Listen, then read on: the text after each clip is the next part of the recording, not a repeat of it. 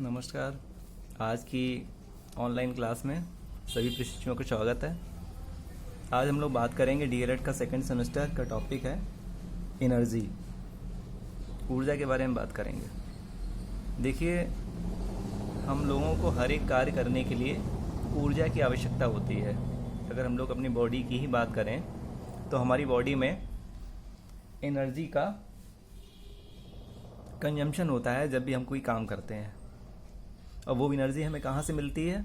वो एनर्जी मिलती है जो हम लोग भोजन कर रहे हैं, उसमें जो ग्लूकोज प्रेजेंट है, उस ग्लूकोज का बॉडी में क्या होता है, ऑक्सीडेशन होता है। उसके बाद हमें एनर्जी मिलती है और उस एनर्जी से ही हम अपनी सारी एक्टिविटी को कर पा रहे हैं। अगर एनर्जी नहीं होगी तो कोई हम कार्य नहीं कर पाएंगे, अगर बॉडी को एनर्जी नहीं मिलेगी। इसका मीन ये है, जो भी हम कार्य कर रहे हैं या हमारी बॉडी में जो भी कार्य करने की क्षमता है, वही क्या है, वो एनर्जी की वजह से। जो कार्य करने की क्षमता है वो किसकी वजह से है? एनर्जी की वजह से है। तो एनर्जी को हम इस तरह से डिफाइन कर सकते हैं,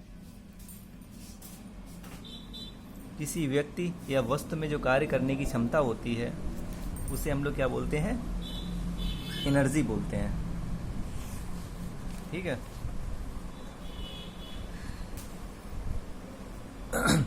capacity of doing work, capacity of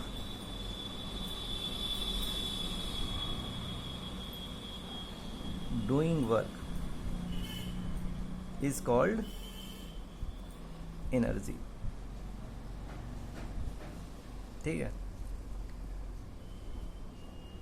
अब ये जो ऊर्जा है वो कई तरह की हो सकती है, इसके कई प्रकार हो सकते हैं। पहले इसके हम लोग यूनिट की बात कर लें। जो इसकी यूनिट होगी या इसकी इकाई होगी वो क्या होगी? जूल। ठीक है, ऐसा यूनिट में इसकी इकाई क्या होगी? जूल होगी। और जो हमारी ऊर्जा है वो एक स्केलर क्वांटिटी है। राशि कैसी है? ये अदिश राशि है। ठीक है, अदिश राशि है, स्केलर क्वांटिटी। अब इसके प्रकार की बात करें हम लोग, क्या क्या टाइप्स हो सकते हैं? मेनली इसके दो टाइप होते हैं। टाइप तो बहुत सारे हो सकते हैं, लेकिन मुख्यतः जो टाइप होते हैं उसमें हम लोग बात करते हैं पोटेंशियल एनर्जी की और काइनेटिक एनर्जी की। तो अगर हम लोग बात करें तो इसे हम लोग बोल सकते हैं यांत्रिक ऊर्जा। यांत्रिक ऊर्जा, यांत्रिक ऊर्जा या मैकेनिकल एनर्जी।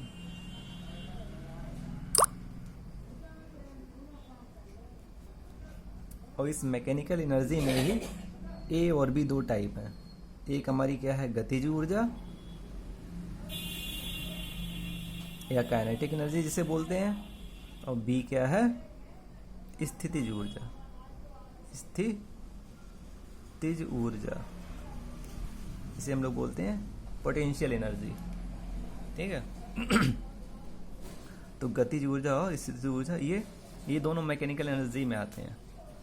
मैकेनिकल एनर्जी या यांत्रिक ऊर्जा का तात्पर्य उससे है, जो भी हम लोग कार्य कर रहे हैं या कोई मशीन कार्य कर रही है, तो जो भी फिजिकल वर्किंग होती है वो सारी वर्किंग यांत्रिक ऊर्जा की वजह से होती है। ठीक है। अब उसमें अगर मूवमेंट की वजह से जो ऊर्जा क्रिएट होगी या जो ऊर्जा है वो क्या है? गतिज ऊर्जा कहलाएगी। और पोजीशन की वजह से जो ऊर्जा होगी वो स्थितिज ऊर्जा कहलाएगी।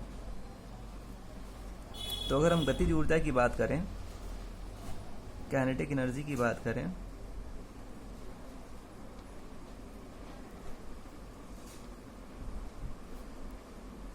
तो ये क्यों होगी? ड्यू टू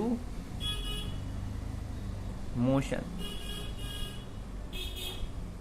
कोई भी वस्तु है उसमें गति के कारण या मोशन के कारण जो ऊर्जा होती है उसे हम लोग बोलते हैं गतिज ऊर्जा, kinetic energy.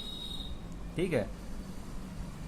Energy due to motion of an object कोई भी ऑब्जेक्ट है, कोई भी वस्तु है, उसमें जब मोशन होगा तो जो ऊर्जा कहलाएगी उसे बोलेंगे गतिज ऊर्जा।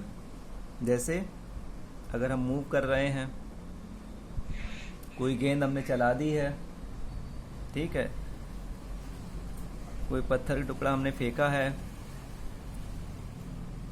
या कोई तीर जा रहा है, या कोई बुलेट गन से निकल रही है, तो ये सारी जो एनर्जीज होंगी वो क्या होंगी, काइनेटिक एनर्जीज के एग्जाम्पल होंगे। अब काइनेटिक एनर्जी को हम लोग के से रिप्रेजेंट करते हैं, गतिज ऊर्जा को। के इक्वल टू होता है हाफ mv²। ये फार्मूला है इसका। अगर हमें काइनेटिक एनर्जी निकालनी है तो वो डिपेंड करेगी जो वस्तु है उसके द्रव्यमान पर m और उसका वेग v पर, दो बातों पर डिपेंड करेगी। तो m यहाँ पे क्या है, द्रव्यमान है वस्तु का, और हमारा यहाँ पे v क्या है, ये वेग है, जिस वेग से वो मूव कर रही है, गति कर रही है, ठीक है। तो k equal to half mv², इससे आप फाइंड आउट कर सकते हैं। एग्जाम्पल हम लिखे दे रहे हैं एक दो। मूविंग बुलेट,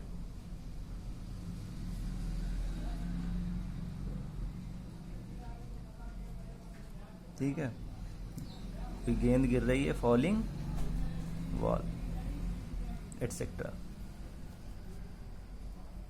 उसके बाद स्थितिज ऊर्जा या पोटेंशियल एनर्जी, स्थितिज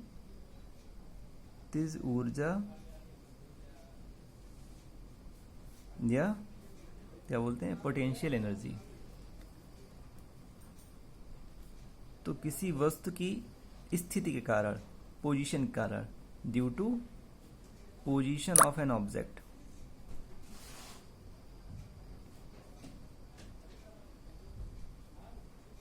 जो ऊर्जा उसमें संचित होगी उसे हम लोग क्या बोल देंगे, स्थितिज ऊर्जा बोल देंगे। अगर कोई बॉडी अर्थ सरफेस से किसी हाइट पर प्रेजेंट है तो उसकी पोजीशन की वजह से जो उसमें ऊर्जा है तो वो क्या है, स्थितिज ऊर्जा है। या हमने एक तीर को खींच लिया है इसमें, धनुष पे, तो उसमें एक ऊर्जा संचित हो गई है, तो वो ऊर्जा क्या कहलाएगी, स्थितिज ऊर्जा कहलाएगी, ठीक है। इसमें एग्जाम्पल अगर हम लोग देखें तो एग्जाम्पल में हम किसी स्प्रिंग को खींचते हैं, stretched spring,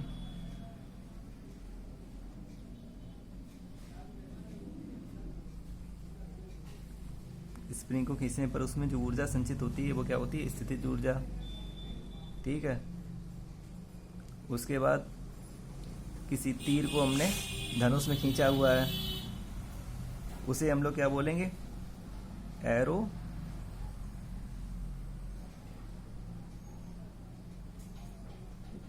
in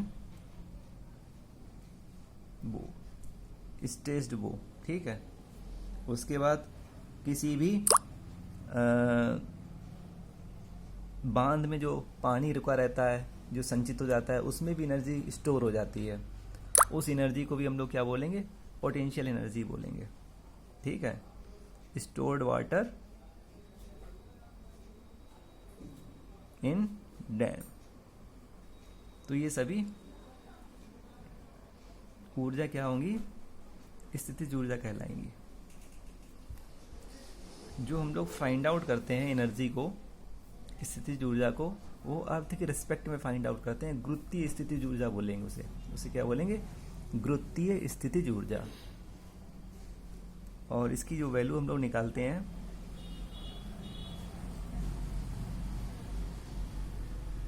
potential energy PE equal to mgh, ठीक है।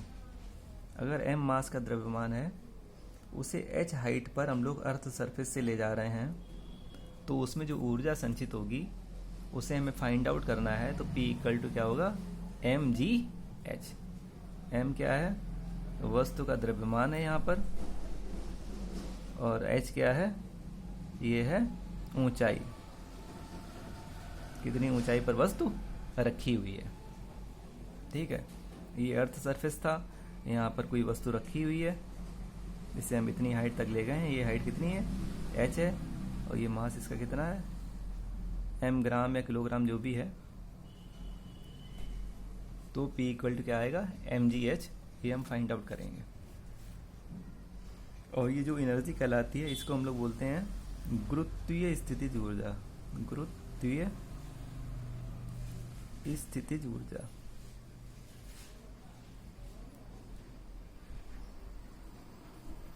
ठीक है। स्प्रिंग में जो हमारी स्थितिज ऊर्जा संचित होती है उसे निकालने के लिए अलग फार्मूला है। ठीक है। और ये जो हम लोग नॉर्मली स्थितिज ऊर्जा के रिस्पेक्ट में जो फार्मूला अप्लाई करते हैं वो mgh वाला फार्मूला अप्लाई करते हैं गुरुत्वीय स्थितिज ऊर्जा के लिए। बाकी स्थितिज ऊर्जा के कई प्रकार हो सकते हैं, जिसमें स्प्रिंग के लिए हमें अलग निकालना है, कोई चार्ज रखा हुआ है तो उसके लिए पोटेंशियल एनर्जी हमें अलग निकालनी होती है, दो चार्ज के लिए। तो बहुत सारे फार्मूलेज हो सकते हैं। उसके बाद और बहुत सारी एनर्जीज़ हैं जिसमें हम लोग बात कर लें एक दो। Heat energy, heat energy, heat energy के बाद सोलर एनर्जी, उसके बाद केमिकल एनर्जी,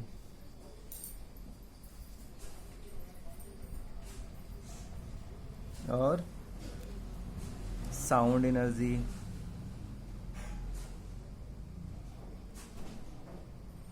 न्यूक्लियर एनर्जी। ठीक है। इलेक्ट्रिकल एनर्जी,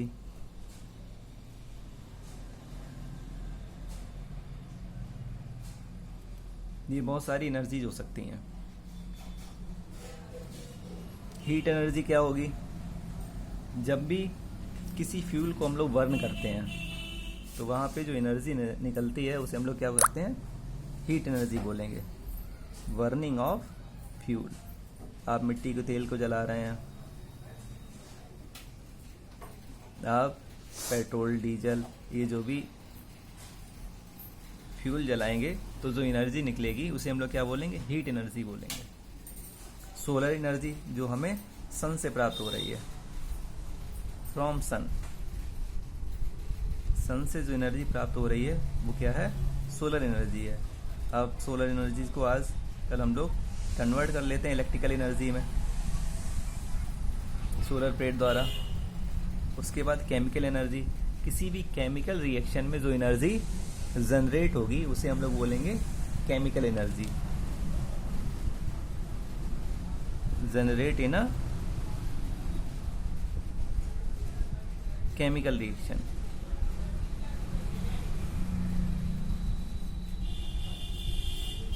ठीक है। तो जो हमारा जो बैटरी होती हैं उनके अंदर केमिकल रिएक्शन होती है, उस केमिकल रिएक्शन से जो एनर्जी जनरेट होती है उसे हम लोग इलेक्ट्रिकल एनर्जी में कन्वर्ट करते हैं इन्वर्टर द्वारा। तो वो एनर्जी क्या कहलाती है, केमिकल एनर्जी। इसी तरह जो साउंड, हम जब वाइब्रेशन होता है तो वो क्या कहलाती है, साउंड एनर्जी कहलाती है। जब भी हम लोग बोलते हैं तो क्या होता है, वाइब्रेशन होता है, तो वो एक तरह से एनर्जी का ट्रांसफॉर्मेशन होता है, तो उसे हम लोग क्या बोलेंगे, साउंड एनर्जी। तो ये क्यों होगा, ड्यू टू वाइब्रेशन, वाइब्रेशन की वजह से होगी। ठीक है। न्यूक्लियर एनर्जी, कुछ न्यूक्लियस होते हैं रेडियो एक्टिव, उनसे जो एनर्जी निकलती है उसे हम लोग क्या बोलेंगे, न्यूक्लियर एनर्जी। इलेक्ट्रिकल एनर्जी आप जानते ही हैं, इलेक्ट्रिकल एनर्जी में जो भी इलेक्ट्रिकल अप्लायंसेज हैं जिनमें इलेक्ट्रॉन के फ्लो की वजह से जो एनर्जी फॉर्मेशन हो रहा है उसे हम लोग क्या बोलेंगे, इलेक्ट्रिकल एनर्जी। बल्ब जल रहा है हमारा, पंखा चल रहा है, कूलर चल रहा है, एसी चल रहा है, तो ये सारी एनर्जी क्या कहलाएंगी, इलेक्ट्रिकल एनर्जी कहलाएंगी। तो ये कई टाइप की एनर्जीज हो गई, इसे आप लोग पढ़ लीजिएगा। धन्यवाद।